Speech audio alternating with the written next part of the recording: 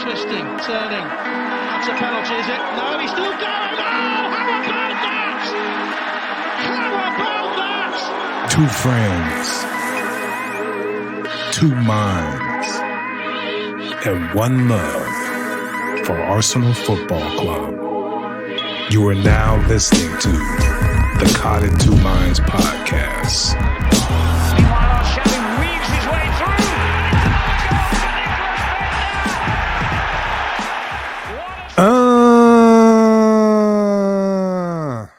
What's up? Welcome to the podcast. Caught in Two Minds. Easy, your boy, chilling with the Fitz at Gooner Rush. We here. Dedication, I'm a little shook right now. Just having your whole afternoon just go to shit. Yeah. Immediately. Yeah. North London derby, Arsenal get destroyed. Go down a man. I'm sorry if I'm talking funny. I just popped one of my nicotine pills. You know what I mean? I got nicotine pills. I'm a mess. Anyway. Well, while we throwing out quick little apologies, I'm gonna tell everybody. I'm gonna say my eyes not like this because I've been crying, and I'll just leave it like that. Okay, y'all. Northern California, Oakland's finest, Gooner Rush. Anyways, what's been going on? How you been? Your week? Everything tight. You started a new job. Yeah, new job going. Tight. Hey, you know what? You could test. You could feel how the job's gonna be, but nothing's more tiring than the training. The training's a buzzkill. Okay, watch this computer for the next hour and a half. Okay. Yeah, that's the training. Then, go ahead. And then the what do they call it? The scenarios. Okay, I'm a customer and I'm walking in. Okay, now what are you gonna do? Right. What do you mean? Just right there? Or are you gonna ask me something? Or what are you gonna do? Right. It's a mess. My favorite is those 6 weeks trainings at a call center. You got candy, you get parties, potluck, everybody's having a good time. I love those. And then right after the training is like when you have to start working. Yeah. That's what I put in my 2-week notice. Hey, you're a beast though, because you did call centers and stuff. Me and my homie, you've heard us call about before, Josh. Me and Josh. Yeah. We did a call center one time in San Diego for like 35 minutes. But yeah, you guys were calling people and shit though. Yeah, we rolled out. Right. You guys were like selling stuff. I never sold anything. That's a nightmare. The police ball, the policeman's ball and shit. Okay, man. I ain't never donated to the policeman's ball. Get off my phone. Right. Hey, but that's back when you can get people on the phone. Yeah. You know what I mean? Yeah, you was calling houses. Right. Anyway, enough. But yeah, no, I just, that's 6 weeks, man. Just roll out right after. I just wanted a month anyway. You know what I mean? I just need to get my bills straight. That's all. Enough. Arsenal lose. It's just a brutal game. I don't, what were your thoughts about the lineup and how we started? What did you think the issue was with how we started? One of my big thoughts was we had plenty of energy. We had too much. It was, and we have, we've got times when we've been kind of frantic or panicky. But this time it was like frantic and panicky because we were fired up. It was like they read headlines and stories and got themselves in their own heads and were like, we got to show our dominance. It's like somebody stole some Nazi meth from Klopp and gave it to the whole. We got the Liverpool stash. Oh man, like. You know what I mean? Because fools were just really, really hyped. Really hyped. You can see it on Holden. He was so geeked. He was geeked up. You could tell that he had a job that he was supposed to go up and try to play song tight. Right. And it was, that was a mistake. It definitely obsessed him. It put an obsession in his head that just kind of did overtake him. But, we'll be getting on that here in a second. Oh, yeah. But, we got alternate theories about how it all I'll say right now is that Tottenham matched us, though, when they decided, like, okay, they're going to be rough and tumble and try to really hang with, like, they started doing the same thing. It wasn't like it was one way. Right. No, I mean, that's a great observation. They beat those shit. That's a great observation. People, they were way too hyped. Mm-hmm. And I don't know if it was the Liverpool meth, but just the way everybody was just kind of cruising around. Gabriel, the whole back line, and Son is in great form, right? So maybe put Tommy, be the smartest man in the room. Maybe put Tomiyasu on that side. Yeah, you know what I mean. To kind of, it's always going to be rough with Holden and Cedric over there. They're backups, and they're backups for a reason. They've been playing good lately, but I will say too, and I don't always read all the little, here's my theory about the lineup and stuff, but something caught my eye before the game, like the day before, where somebody said, will Tomiyasu go back to the right side this game? Because of Son. And I didn't realize, I hadn't thought, like, why? Because he played good last week and left, like, no reason to. And then they said, yes, it's the whole Son thing.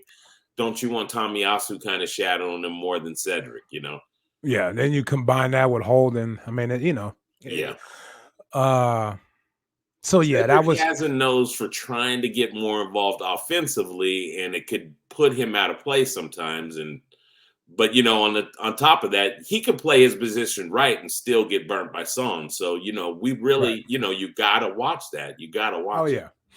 Oh yeah. Did you think we? No, we weren't like really we weren't going. We weren't going crazy going forward. And even most of our defending was kind of calm. It was just a few players. But I mean, the back line in particular looked a little too excited. But I thought the game plan going forward was cool. We were kind of filling each other out. We did create a little more chances of them. I was shocked at how, like, they weren't really even going for it. It just seemed like they were just trying to, get under somebody's skin, maybe get somebody sent off or catch us on the counter. But seems to be their DNA now. This is kind of how they've been playing lately. Is like, we'll sit really deep. I mean, they will catch you. They really try to catch people on the counter. Some of their games have worked that way, but they had a few of them that didn't recently, and that's why we're still 1 point ahead of them right now. Right. They're going to lose to Burnley. I'm going to call it right now. That's just rough and tumble Burnley. They'll be like, we'll sit back too. Let's play the sit back game then. It's because that would be the Spursiest thing to do. Would be to beat the shit out of us and then lose to Burnley on Sunday. That would be classic. That would be classic Tottenham. But I mean, they showed Conte before the match, fool, and those eyes. You know what I mean? You know what I mean? If he had two little horns pointing out of his head, dude, you'd be like, yep. There he is. So when he celebrated the second one, I could see Conte, and then I could see Arteta off in the distance, and I came to a conclusion. Yeah. Conte is just the Italian Arteta. It's just, so? He's Italian. So he's got his Italian thing to him, You're talking about mannerisms, his style. And the clothes. I was tripping because most of the managers except Arteta and Pep like it tight. They like to, they like their stuff to fit them tight. And when I saw Conte, I was, you wanted the tight fits. You like the tight fits too. Okay, you Italian style. That's what you He want. just looks so shady. Like, I mean, he should be casted as a villain, dude. Like, he would be so good as a villain in a movie, man. He's just like, man, watch that bastard. You got them little dark eyes, just a little bit dark. They're like almost pale white, dude. But I mean the sunken in thing, they're kind of back a little bit. He's just like, I mean, he missed his calling. When he retires, I think he should go into movies and shit for real. I'm not playing around. That would be sick, fool. Anyway, I tell you what, folks. This anyway. there's something in that chalice right there. You see.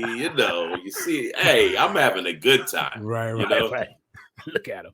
Nah, but so yeah. What let's see. What happened first?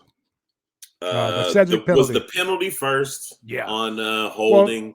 Well, right. The first yellow card. I mean, this is a big game. I guess you can give a yellow. I'm sorry to cut you off. No, you're fine.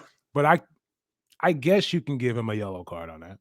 But I mean, it's a big game. You gotta go ahead, man. Here's the deal to me. Early in the game, right, he kind of was letting people play. Okay. He kind of let them play a little bit. They fouled Saka a couple times and let it go. Right. And we fouled some. You know what? The Gabriel thing, like you said early on, I don't believe it really ever should have been fouled, but he risked it because he reached around and hooked him and kind of pulled him down when he realized I might get beat here.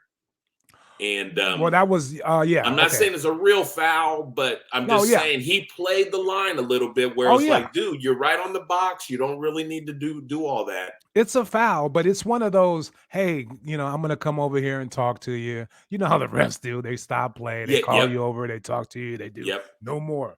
We're not gonna do that today. Not today. Blah, blah, blah. And but then he flipped the switch and he flipped it on that play. On that play, he decided, like, even if it's like, because to me, it just wasn't physical. You can obviously see Holding was trying to play the ball.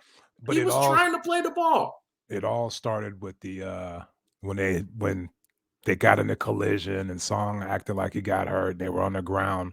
When Song's getting up, he elbows him. Yep.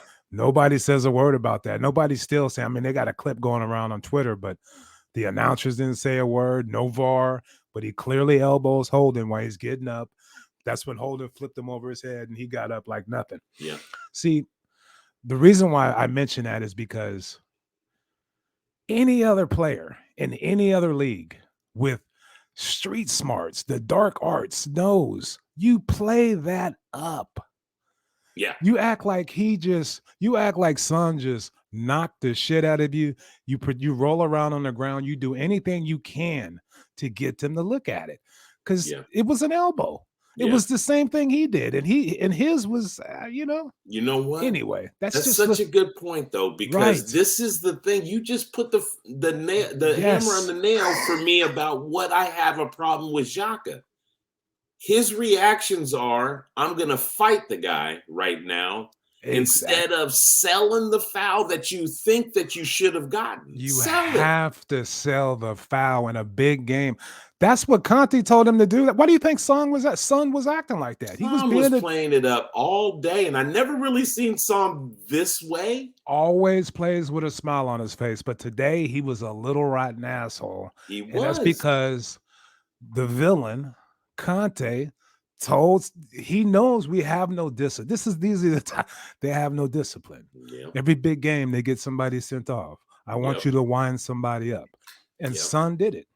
Now, mix that in with the tremendous team talk Arteta gave them because they came out really hyped and ready to go. And it's always a veteran too that lets the team.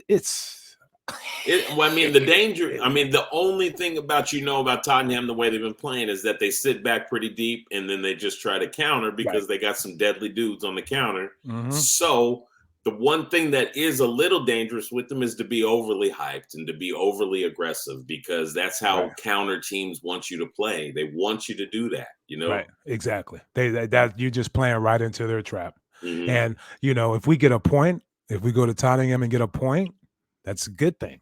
Yep. That's a great thing, actually. You know what I mean?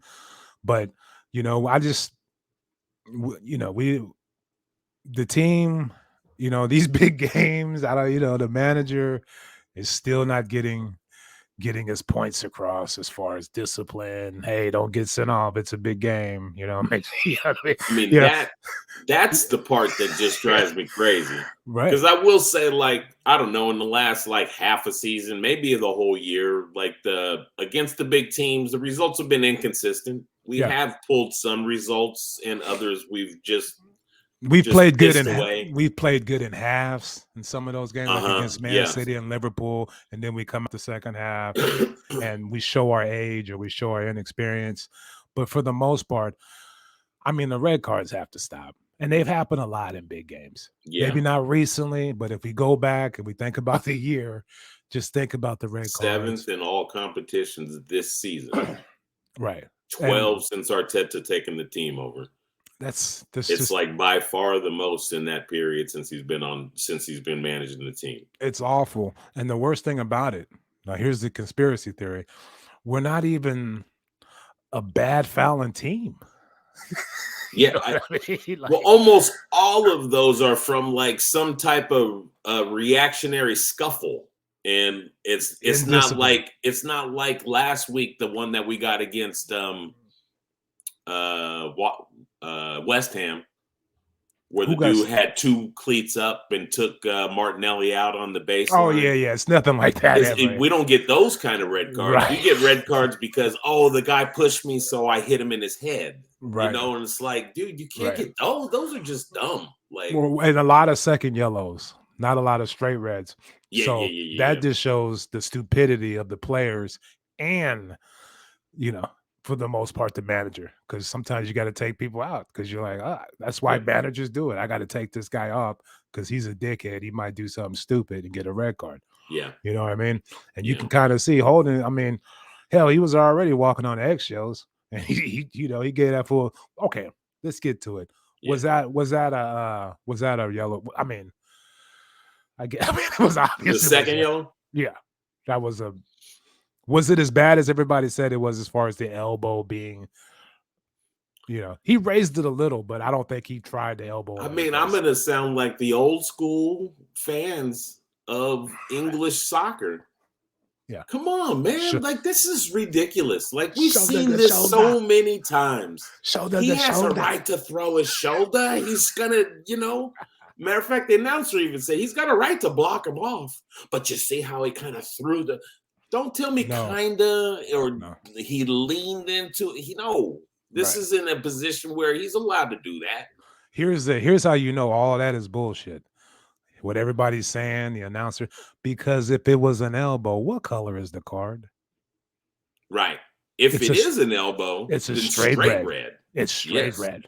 Obviously. Good call. Right? Yep. So that just shows you that, okay, they're basically giving him a yellow for a shoulder barge or whatever.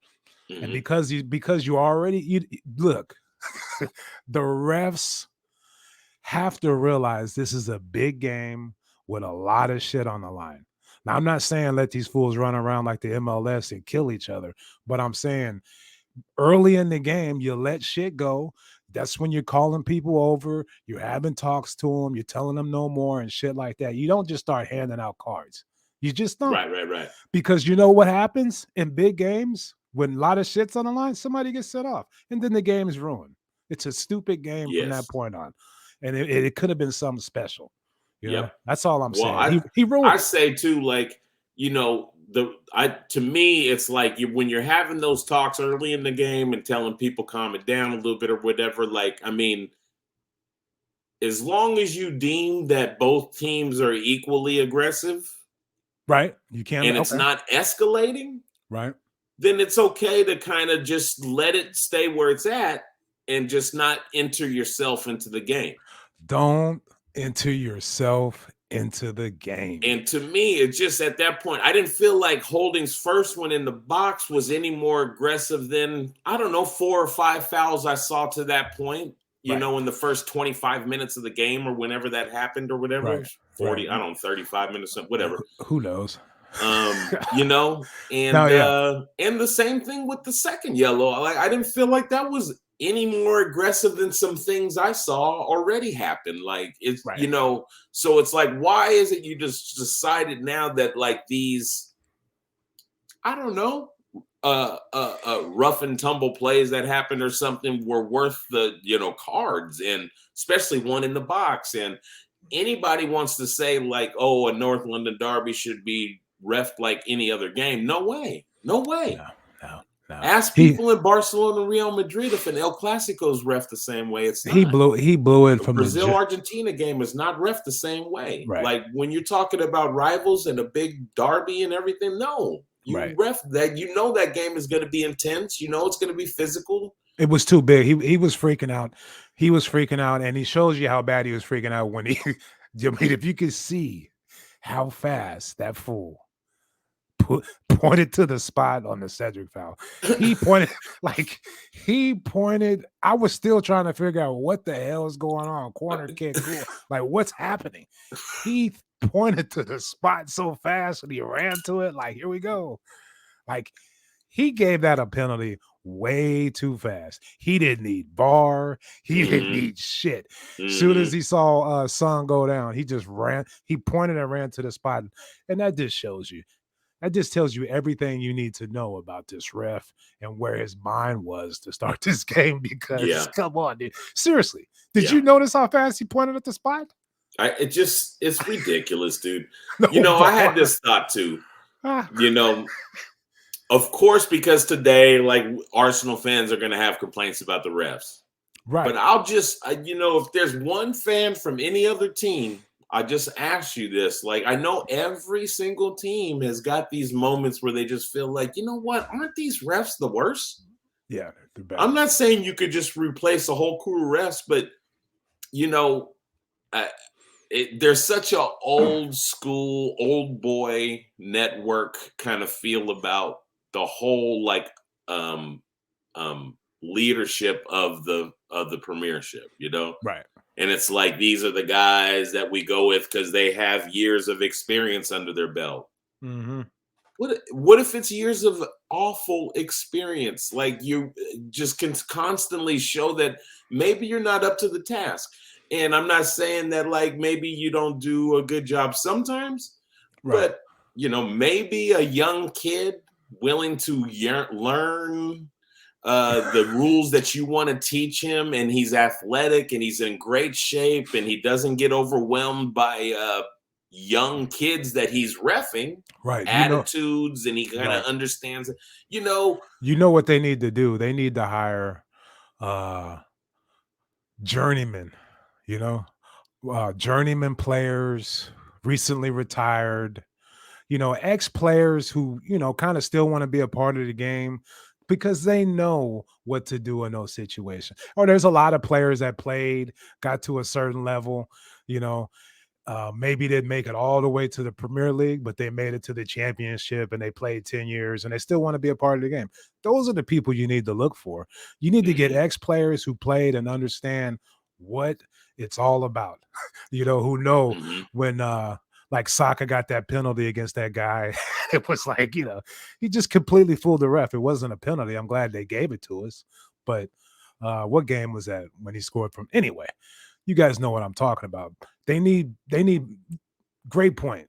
And I'm saying they need to hire players, ex-players, or players who didn't quite make it, who are still young and fit and ready to go. You know what I mean? Because I think that would help a lot in big matches, anyways, was it totally. Was that I don't know why it came to my mind, but I was just like, if Michael Ballack was out there reffing this game, right. He wouldn't be all taken by, oh my God, that was a rough tackle. He'd be like, play on, let's go. Come on. I'm not dealing with no bitches out here. Right. He probably would have cheated us too, though. Hey, anyway, point, But all Cedric has to do is just jump a little bit. And he plays that. This is what I'm talking about. We got a bunch of squares, dude. They don't understand. They don't understand. You know what I mean? They're not slick. They're not cool. They're just squares because all he's got to do is jump a little and play it off. Like, just play it off. But was it enough for a penalty? I don't know. I don't think so. I see that shit all the time. Look, listen to me. Listen. It's just everything just got so out of hand, and once you're down to 10 men so early in the game, it's just like, it just feels like the pile on is just going to continue. And the ref just, he's part of it. He's part of the pile on. So it's just like, all right, man. It was brutal. So just not our day. The thing I'll come away I'm proud of is that we're still point ahead. So okay, you're one of those guys. As bad as it is, let's win our last 2 games and it doesn't matter. Let's win our last 2. Like, hey, that's no biggie. Yeah. I mean, we just played the best team left in our last 3 games, so. No, what I'm saying is, come on, dude. We don't bounce back. You know what I mean? Not this year. We're about to go into 3 in a row again, huh? And the reason why we lost it is because I pretty much guaranteed Champions League. Like after all these good last game. after all these months, I was like, so are we going to get it? I don't think we're going to get it. I don't think we're going to get it. Last week, I was like, oh, man, we got this shit. Right before you checked out, you were like, all right, so it looks like we're going to make it, and I'll see y'all later. So now there's no way, dude. There's no way. But like I said, Tottenham is going to lose Sunday to Burnley. I could just envision it right now. That's not wishful thinking either. That's like, that seriously could happen. Anyway. Some of your invisible men for Arsenal while we had all 11 men. Odegaard, maybe Saka looks like he's what my thought on Saka, I had a little side note on Saka was just I'm watching him and I got a feeling he's at this point where he's trying to really kind of like fine tune his like skill and stuff. It's just you can see the wheels he's thinking. He's doing so much thinking and stuff like that. I just like against Tottenham, against a big game. Yeah. Not today. I need you to be more direct and attack them instead of like trying to be real fancy, flippy, let me go around you. Nah, just attack him, man. More Martinelli-like is what we needed him to be. Come at him, man. Come at him. I think Saka looks, as they say over there, knackered. A little knackered. He looks extremely tired and like he's just dragging a little bit. Yeah. I thought Martinelli looked good. I thought Eddie early on he was causing some trouble out there. Odegaard. The Eddie thing was, so I had to work today, so I had to tape the game. And there was just no way like I was going to make it 5 hours after the game was over and not see what happened. So I knew what happened, blah, blah, blah. And a couple people were roasting Eddie. Like, this is the guy you think you can go for? Wait a minute. Nobody says that, all right? No. But in the meantime, I went into the game thinking, Eddie must have had a bad game. I think in the beginning, Eddie was hustling his ass off and he really almost early on to make thing happen. He almost stole it from the goalie one more time again, you know? Right. It wasn't his fault. But I mean, if you're going to get on Eddie, you got to get on Odegaard. Like, we brought him in for these big matches against these big teams, and I don't think he showed up one time. Yeah. But what? That leads me into my other little side note about Arsenal. This summer, right? Look, he's worked so hard on positioning and playing out of the back and all the philosophies of how to play Arteta ball. Right. Half the practice needs to be go ahead, stay on your little philosophy, your Arteta military, hardcore training, and the other half of it, shooting on goal. Just shoot on goal. Right. I think Xhaka's gotten too many opportunities tight enough to goal that I'm not saying he should be burying them, but I want to see them on goal. I'm tired of seeing the ball fly far over the net. Oh, yeah. I flew it. Oh, he flew it. He flew it. Everybody's flying it up over the. Take some time. We need to start shooting on goal. We need to do that, and we need to start practicing playing with 10 men a lot more. Like we need to really, we need to really get that under control because I don't see. I mean, at this point, I don't see that going away. I mean, that's. I hate to get on the code. It's like I'm in Dallas, So the Cowboy coach McCarthy, to talk American football, the Cowboys had the most penalties in the NFL last year by far. And everybody here in America, we know like that comes down to coaching. Like you're just accepting that. Yep. You know what I mean? So that's why I get on Arteta about all the red cards and the discipline. Because I mean, dude, you can't be losing men in big matches. I'll just say it is a lot of the things that everybody wants to debate about Arteta is arguable. Some people could say, blah, blah, trust the process. You see where we're at now, they don't know how to pick players, but what about this guy, and this guy? Okay, all right, I'll back up. But you can't say nothing about the discipline of the team. Yeah, it's way too many red cards. Like it's to the point where it's ridiculous. This is just out of hand ridiculous. Right. Yeah. And you need to rein this team in, dude. You need to figure out how to teach them heady play. Because there was nothing wrong what Cedric did. Because Son could have got to that if he wasn't bumped. Mm-hmm. I'm not going to even say foul. But the way he did it, it's like you don't give him if you don't jump just a little bit, and we're Arsenal and the refs hate us, you're going to give a penalty. Anyway, another thing, speaking of shit, the summer and, all that shit, the team as a whole does dumb shit. Like, why not wait? And I know it doesn't make a big deal, but why not wait to announce the contract extensions until after the season?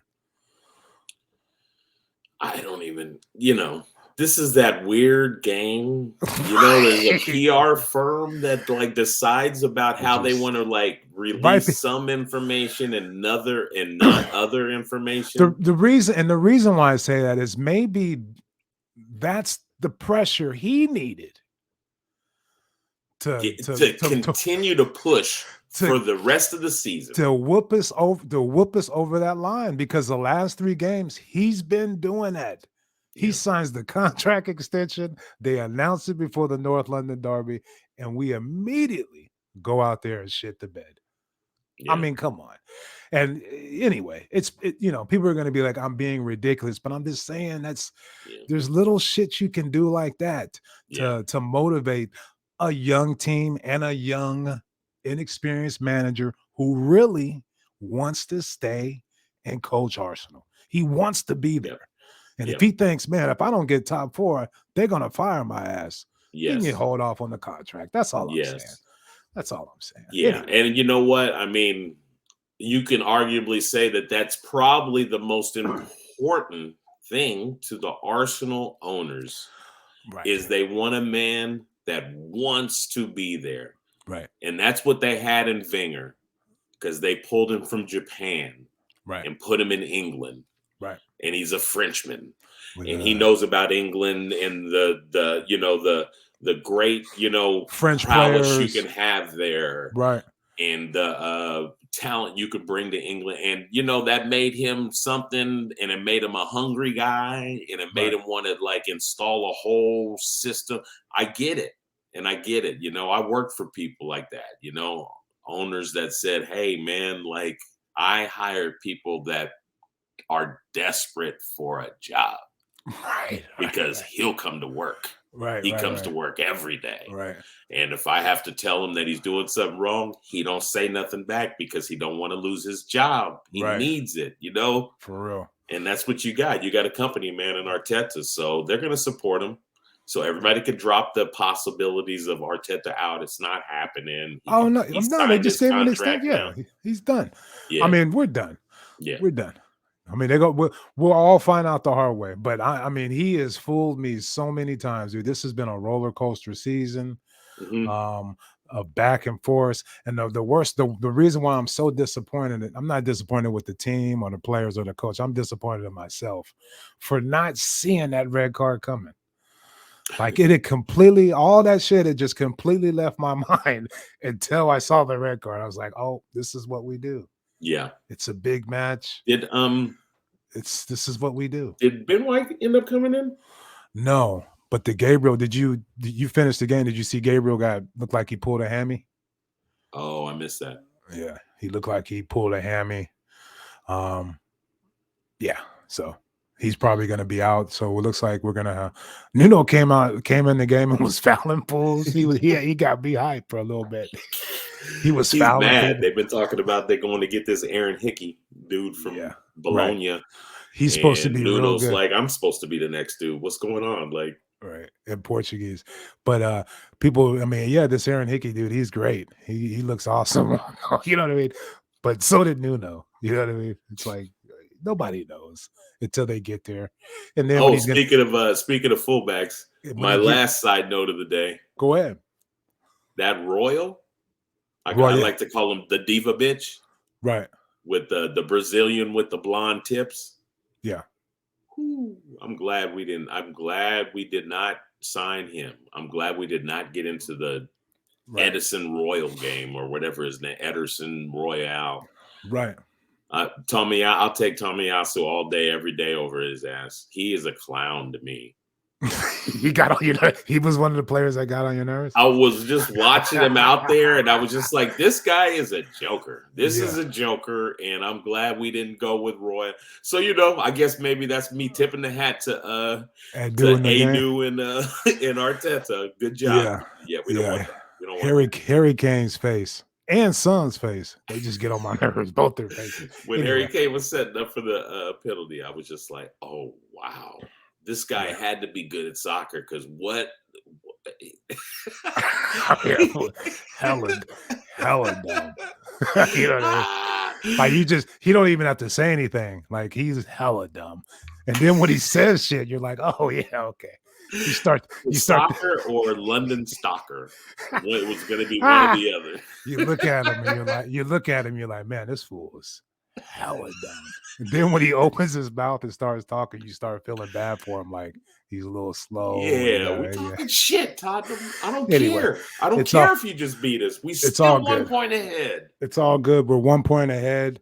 A lot of people in the on my Arsenal Twitter think we can just win. We'll just win these last 2 games. No big deal.